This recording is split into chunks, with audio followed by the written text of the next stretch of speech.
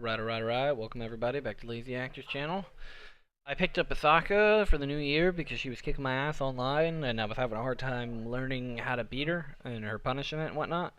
So I decided to pick her up myself. I even did a crappy little customization. And what I'm going to be focused on here is basically learning the character. I'll get her up. I want to, before I go back to my mains or I drop her for a new character, I want to get her up to yellow ranks. I'm very consistently getting into green ranks with every character that I pick up now, so what that tells me is I've gotten a lot better since I first started playing Tekken. I understand the fundamentals of the game, the movement, and what I need to work on is specific character matchups and punishment. I think those would be the best things. Because I understand within a week of playing a new character, basically what my plus frames are on certain hits, so I know what I can go into is uninterruptible, and I can, play mind games with my opponent and look for counter hits and such and such and such. So what we want to do here, what the video goal is I'm going to go over some of her combo stuff. So we'll just go with a lot of Asakas that I play online. They'll get these combos off and they'll do 2-1, 1+2.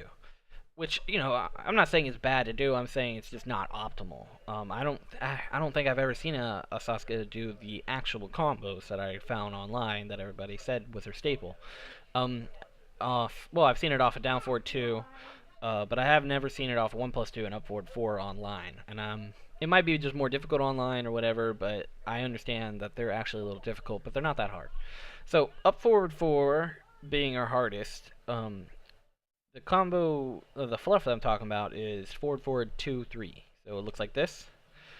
Off down forward 2, it's easy, right? Off of forward 2, it's really easy. You just have to wait. However, off up forward 4, you don't have much time to wait, and you have a long recovery, and it doesn't feel like you can buffer this move. So what ends up happening is you get that. And the way to avoid that is you actually have to wait for your character to fully recover and to do forward 2 3 very quickly. Well, you can actually visually, or you can hit confirm it, but you can do forward 2 very quickly. And it's a lot harder.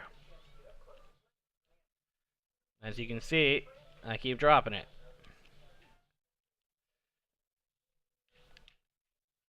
So it's a combination of being very quick and so the much easier version here would be, and then whatever the ender you wanted. However, you saw it nerfs the damage a lot. So I would recommend doing learning how to do forward 2 on all her stuff. And then the other launcher she has difficulty on is 1+2. Now the thing about 1+2 is there's not a lot of recovery. If you look, it recovers very quickly. So that's not the issue. The issue is you have very little time because they go so low to the ground to input forward 2. So this is all about speed.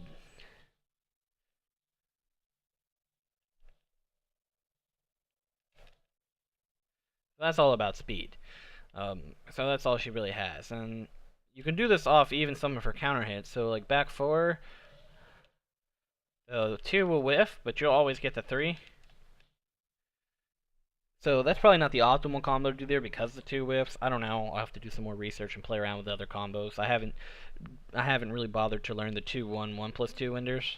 There's more recovery on the 1+2, the spin that she does at the end there, so you have to do different enders or be really tight timing on your normal enders. I know it's possible, I just haven't played around with it too much. And then if you can get that down though, you get a lot more damage. Her reward is better damage, better wall carry.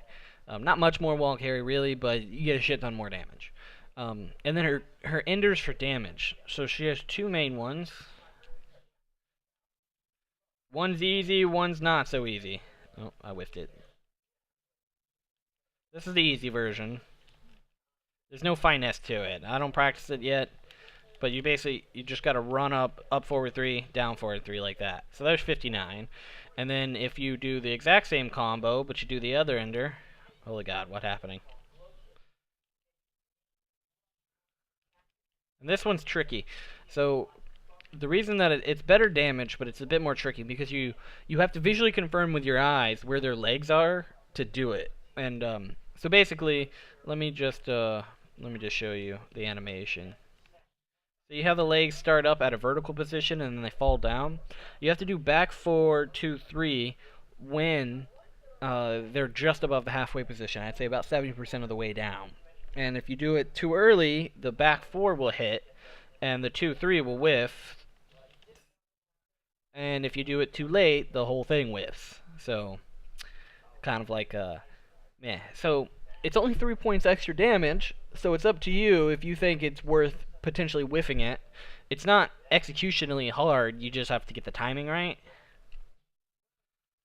And it would take a lot of practice. Me personally, I think it's worth getting consistent with it. Yeah, that's the whiffing part. But if I wanted to almost never drop it, I would just do up forward 3, down forward 3. That would be your best bet. So I would recommend, just do the up forward 3, down forward 3 until you're used to it for consistency, because it's better to get damage than miss damage always. Even if that damage is less, it is always better to put damage on the table than leave damage on the table because you whiff something hard.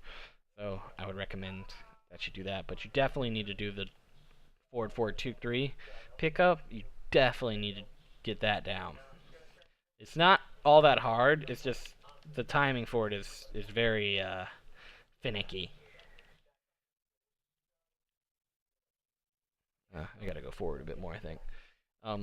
And for the 1+2, like I said, it's all about speed.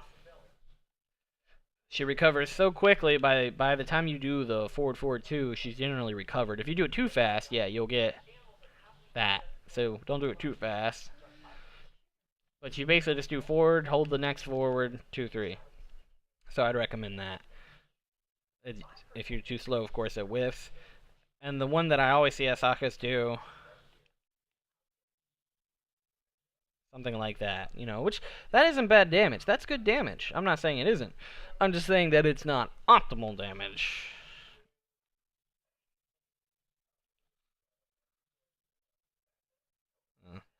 I whiffed it. Actually, was that actually better damage?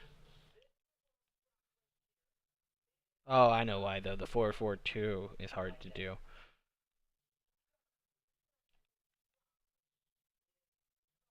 Yeah, that can actually whiff very easily, and if it does whiff. However, that's good damage, so maybe that combo. I wonder. Anyways, moving on.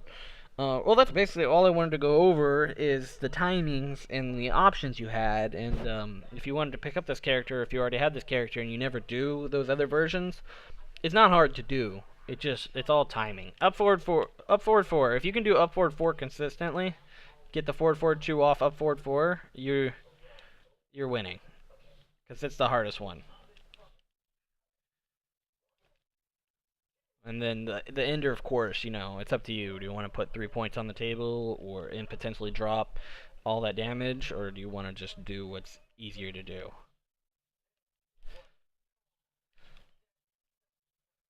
That's a shit ton easier than visually confirming with your eyes, because if there's any lag or anything like that, you're going to miss it. So it's up to you. Yeah, that's all I wanted to go over. The cool thing about Asuka is almost off everything that she has, you can do 4-4-2-3. So you do the same combos. She has 2 main combos. Like back 3, you can't do it on. You have to do the 1+2. Oh, there's that whiff I was telling you about. So it's up to you. I mean, most of her counter hits, you can do it too. There's only 2 versions, so.